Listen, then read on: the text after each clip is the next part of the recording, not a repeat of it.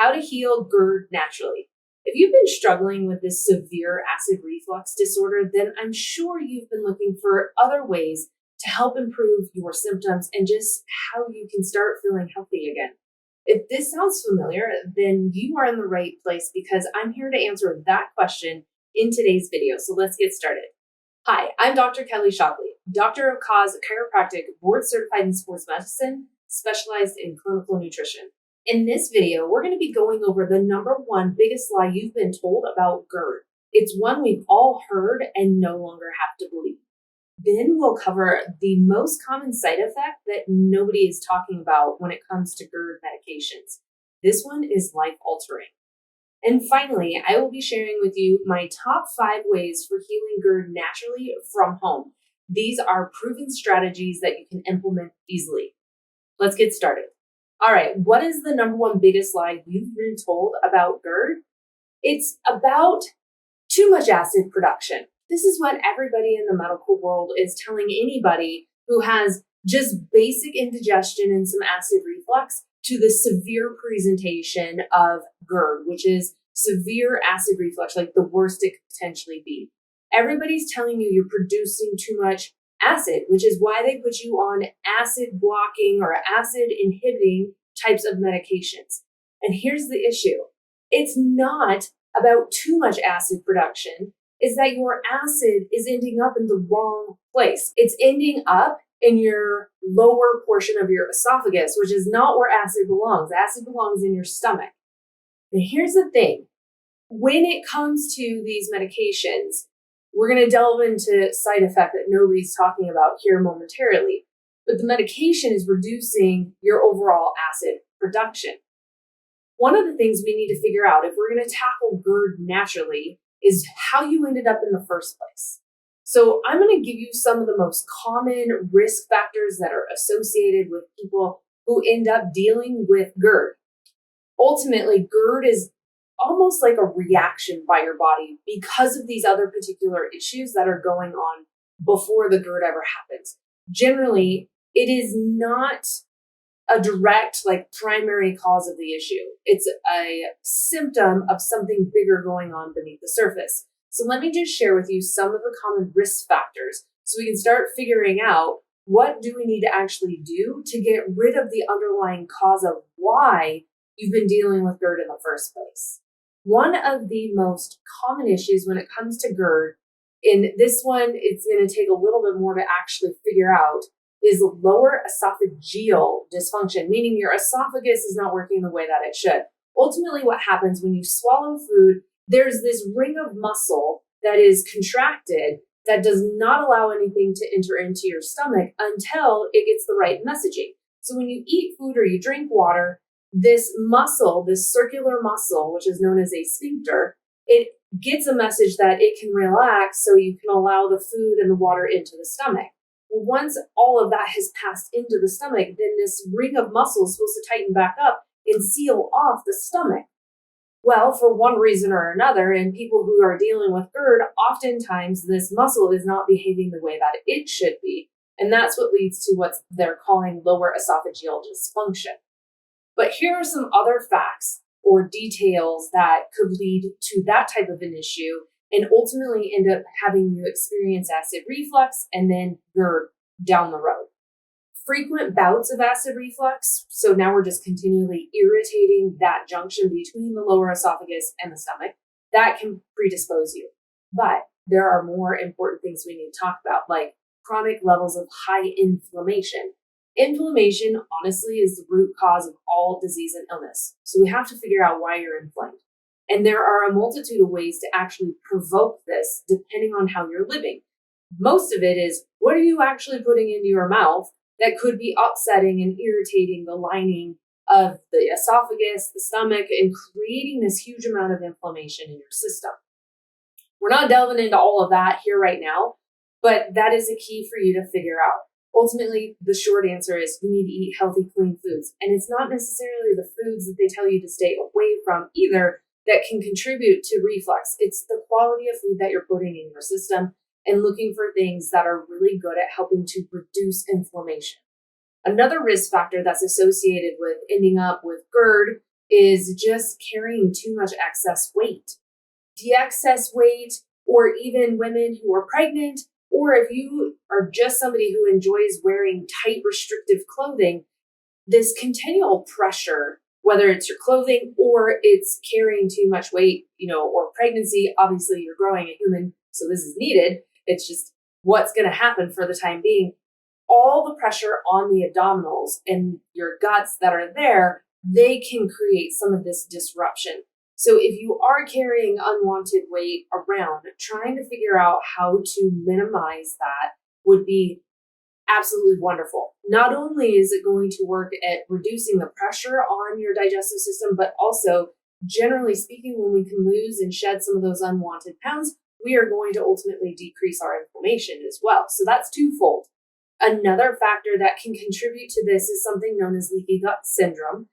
Leaky gut basically means that the lower GI system from small intestine down is not behaving the way that it should be, which is then creating immune reactions and just overall dysfunction within the digestive system as well. So oftentimes, like if you start looking outside of traditional medicine, you will find that a very common thought process about what actually causes acid reflux and then most severe presentation of Gerd is that it's a lower GI issue. Almost that lower GI system is not absorbing nutrients, it's not moving things through the way that it should be. So it's almost as if it's backing up and eventually showing symptoms in your upper GI system. So addressing leaky gut would be very helpful for reducing or even completely getting rid of this acid reflux that you're struggling with so much. Another huge factor that plays into this is emotional stress. Stress affects every single cell in your body. Now, let me tell you, the digestive system is one that is extremely affected when you have high levels of stress. And part of the challenge is when you're stressed, your body kicks into this flight or fight mode. And it literally is a survival mechanism. So one of the things of how it affects the digestive system is it diverts blood flow away from your digestive system and puts it into your arms, into your legs, so you could legitimately fight, flee the situation if you needed to. So it is a survival response, but the problem is if you don't have proper blood flow happening in your digestive system, there's nothing that's going to respond and work properly in your digestive system to begin with. So figuring out how to manage stress, because I know, unfortunately, I don't think it's going away anytime soon. So figuring out strategies that you can do on a regular basis that help pull the body back out of that flight or fight mode would be really beneficial for calming the nervous system down and allowing proper blood flow back to your digestive system, which will help it behave more along normal lines as well. And then, of course, other factors that can contribute would be smoking, drinking, and then prescription medications. Prescription medications are really challenging on the digestive system as a whole. So trying to get yourself to a healthier place so that you ultimately do not need those medications any longer would be hugely helpful to that digestive system. Now, before I get into the most common side effect when it comes to GERD medications that nobody is telling you about, I just want to take a moment to remind you to subscribe to my channel by clicking that subscribe button down below. While you're there, turn the notifications on and hit the like button if you have been enjoying this video. I greatly appreciate that, and I don't want you to miss out on future episodes.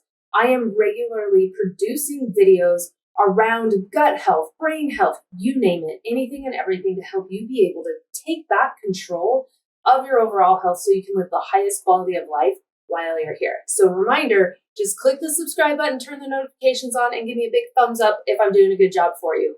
Awesome. Now, what is the most common side effect when it comes to GERD medication that nobody is mentioning or talking about? It's the whole mechanism of how this actually works. So as I was mentioning just a moment ago in our first kind of topic here, is that the general thought process of traditional medicine is that the reason why you're dealing with severe acid reflux to the point that they've called it GERD is that you're producing too much acid. That could not be further from the truth. However, that is the action that these prescription medications and even the over-the-counter medications are working on. They're all working to block acid. or reduce your acid production. Here's the problem. If you don't have enough acid in your stomach and you cannot get the pH, so acid level of that food that's in your stomach down to what it needs to be, which is like 2, it is really acidic in the stomach.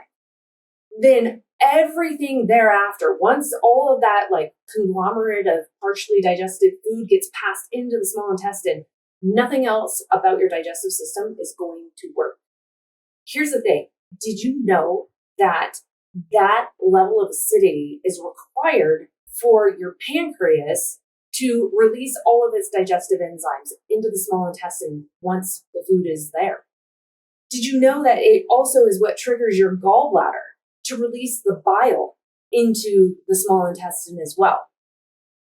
You don't have other digestive, juices just hanging out in your small intestine waiting for the food to show up. It is triggered by this acidity to tell the pancreas and the gallbladder to give the digestive juices that they have to the small intestine so that digestion can continue. That is where the rest of protein and fat and even the carbohydrate, which started in the mouth, digestion actually occurs. Those pancreatic enzymes break the rest of everything down. The bile helps to emulsify the fat out of this, they call it chyme, this mess of food that's there, which then allows the digestive enzyme from the pancreas to directly work on that fat more easily. So here's the thing. Nobody's telling you that forever thereafter, as long as you're on this acid reducing medication, and in fancy terminology, they call these protein pump inhibitors, as long as you're on them, you will never ever digest your food the way that you should be, which also means you will never absorb nutrients at the level you should be. That is what you need in order for everything else about your health to work correctly. So taking this type of medication, while I understand symptom-wise you are miserable, long-term, there needs to be an exit strategy. They need to figure out, or we need to figure out, what is the underlying cause of why you have such severe acid reflux. And it's not because you're producing too much acid. It's because the acid is ending up in a place it doesn't belong, which is your esophagus. So you got to figure that out and get you to a place where you no longer need a medication to mask and cover up this symptom. Ultimately, in case I didn't drive it home enough, if you're on this type of medication, it's not just digestive issues you're going to have. It opens up the door for every other potential health problem that you could end up experiencing from now until the end of your life. That's not what this is about. We need you to feel well. We don't want to mask your symptoms. So just know that, and hopefully that'll help motivate you to determine what is the underlying cause. I'm super curious. Did anybody ever mention that that is how your medication works? Let me know down in the comments below. I always love to hear from you guys. I read every single comment that you put down below. So give me your feedback, ask your questions, tell me what your thoughts are around this. And I can't wait to read those later. Thanks, guys. All right, it's time for my top 5 ways to heal GERD naturally from the comfort of your home. These strategies are highly effective, they're proven, and they're easy to implement. So let's get started. The number 1 way to start working on this naturally at home, I've already alluded to it, but it is losing those unwanted pounds. And here's the thing. I know that I just said these are easy to implement. This is something that doesn't have to be painstakingly, awful. And what I'm going to share with you in the rest of these tips are ways that ultimately will help you achieve this goal of helping yourself get rid of some of those unwanted pounds. One thing, though, that I have noticed is it's not only about the type of food or, that we're eating, it's about how much we're eating. So portion control is a good thing. And filling yourself up with the foods that I'm going to share with you momentarily will also be really helpful for feeding the body the nutrients it needs. It's not just about calories, and helping you feel full in the process, because it's really getting the right nutrients in that creates that satiety for you. And ultimately, this will be much easier than maybe what it's ever been in your life, and it will last. So that's awesome. So the first thing is we've got to lose some extra weight, okay? The second way to start working on this is to heal a leaky gut if you have one. And chances are If you're dealing with reflux, more than likely, you also have leaky gut syndrome. Now, leaky gut syndrome, to get into it a little bit more in depth here in this section of the video, I just want to share with you kind of the basics of what it is. Essentially, once that food goes into the small intestine, then it finally makes its way to the large intestine. And all along the while here, your digestive system is like your first line of defense. It's your suit of armor from within. It protects you from everything that it comes in contact with, from entering into your body, which is the bloodstream, that shouldn't be there. And as long as that's working elegantly, then you have no issues. However, the latest stats that I saw said that at least 80% of Americans are dealing with guts that leak junk into their bloodstream that shouldn't be there. So ultimately, that could be a partially digested protein. It could be a bad bacteria. It could be, some form of a GMO or a parasite, you name it. If it's not fully digested food, it doesn't belong in your bloodstream. And the rest of all those microbes and other toxic substances we're coming in contact with also do not belong in your bloodstream. But the problem is, because of the world we're living in and stress and this, chemicals we're exposed to and a multitude of other things, that army that stands there on guard for us, protecting our body, which is the bloodstream right behind us, okay, or behind them, they sometimes get faulty messaging. And instead of them standing and holding the line, they are now breaking the line and allowing things into the bloodstream that shouldn't be there. And what happens with that is the immune system sits right behind them. That's your second line of defense. And as soon as a partially digested protein or a bad bacteria or a GMO, other chemicals, whatever, makes it into the bloodstream, the immune system is checking its identity. And as soon as it recognizes it as a foreign invader, the immune system sets off an alert and now a response. So now you have an immune reaction that is occurring. Everything about that can go anywhere and everywhere in the body is what we're learning now. So making sure that the gut is actually holding the line and working the way that it should be is critically important. This has to deal with your food, your lifestyle, your stress management, and other substances that you're putting in. So investigate that a little bit further. If that's something that sounds like it might be you, then again, part of the rest of what I'm going to share with you will also help to heal gut. Number 3, we've got to work on stress management. Okay? It is critically important, as I was sharing with you, it completely disrupts normal function of the digestive system.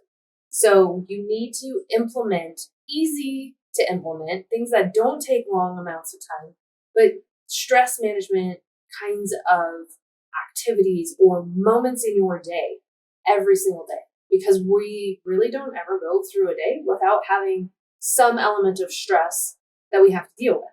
So if you relax by meditation, great. If you relax by going for a nice walk outside, fantastic.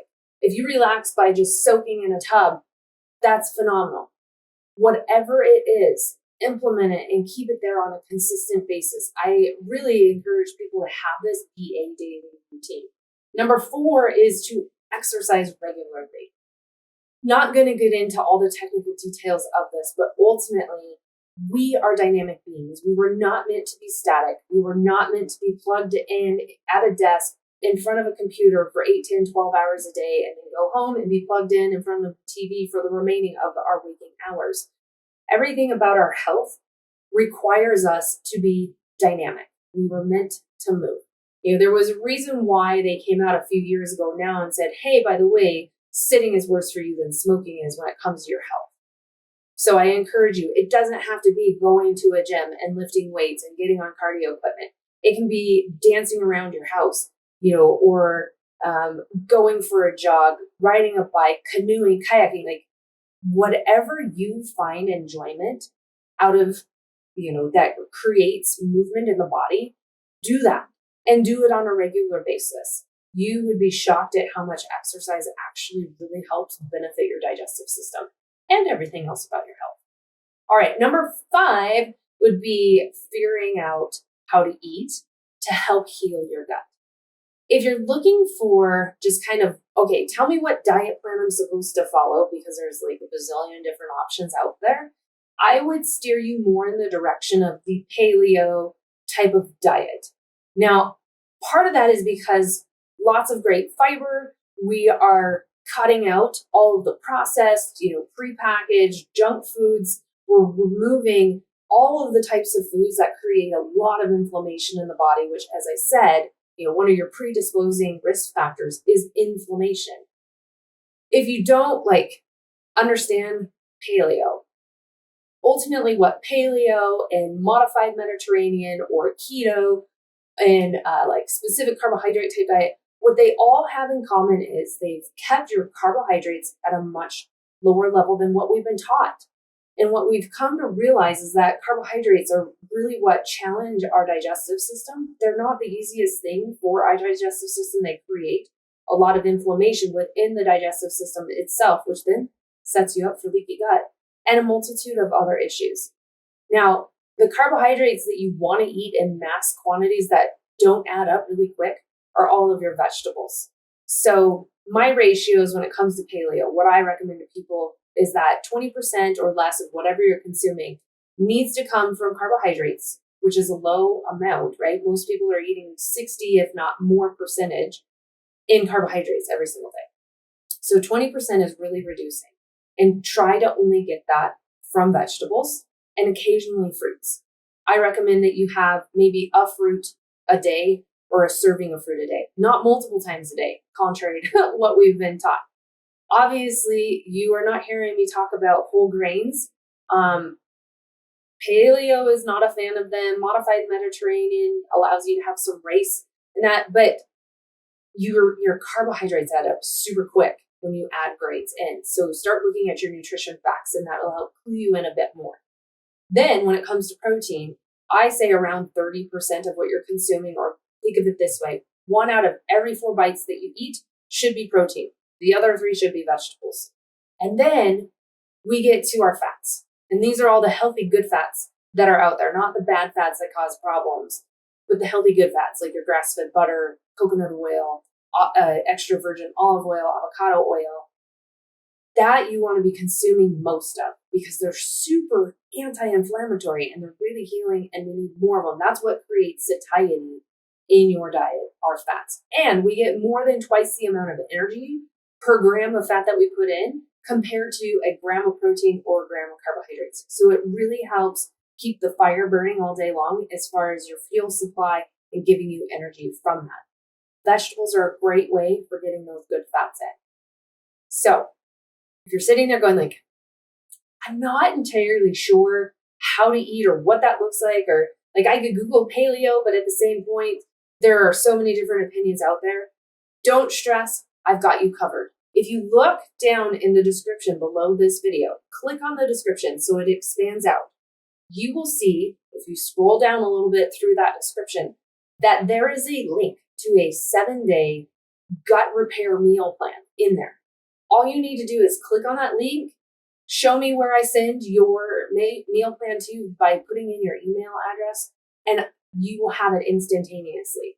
This meal plan was created for people who don't like to, cook on a regular basis, or maybe we, like me, don't have time to cook on a regular basis. So that has been kept in mind. You don't have to cook every single meal every single day.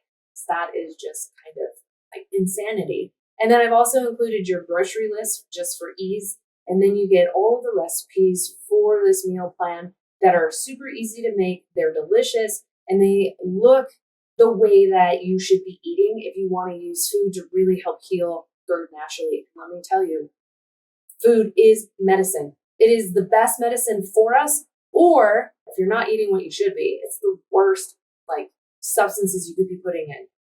Life and death begins with food, right? So you could be eating your way to health and reducing GERD with every single bite that you take.